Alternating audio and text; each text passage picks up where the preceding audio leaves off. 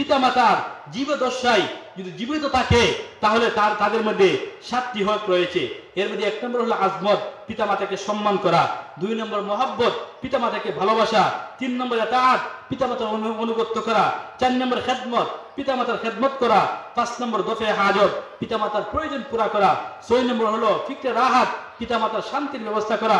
7 নম্বর হলো গাহে গাহে উনকি জিয়ারত, মাঝে মাঝে দূরে থাকলে পিতামাতার সাথে কি করা, সাক্ষাৎ করা।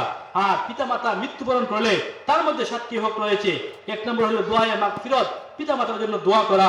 2 নম্বর হলো ইসালে সওয়াব ওয়া তাআত, পিতামাতার জন্য মাঝে মাঝে কি করা, ইসালে সওয়াব পাঠানো। 3 নম্বর হলো পিতামাতার আত্মীয়স্বজন যারা রয়েছে তাদেরকে কি করা, সম্মান করা। 4 নম্বর হলো খেদমতে আহবাব ও আহলে কারাবাত, পিতামাতার যে বন্ধু বান্ধব তাদের খেদমত করা। 5 নম্বর হলো আদায়ে দাইন ও আমানত, পিতামাতার ঋণ কি করা, পরিশোধ করা। 6 নম্বর হলো তানফিজে ওসিয়ত, পিতামাতার ওসিয়ত পুরা করা।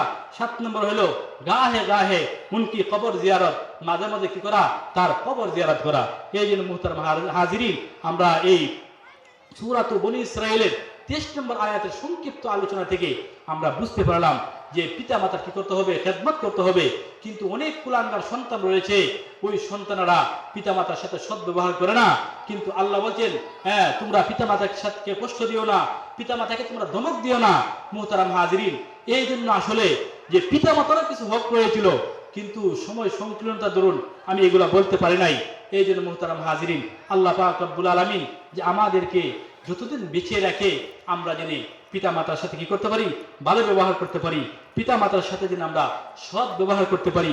আল্লাহ পাক রব্বুল আলামিন সর্বপ্রথম আমাকে এবং আপনাদেরকে সেই তৌফিক দান করুক। ওয়া আখিরি দাওয়ানা আনিল হামদুলিল্লাহি রাব্বিল আলামিন।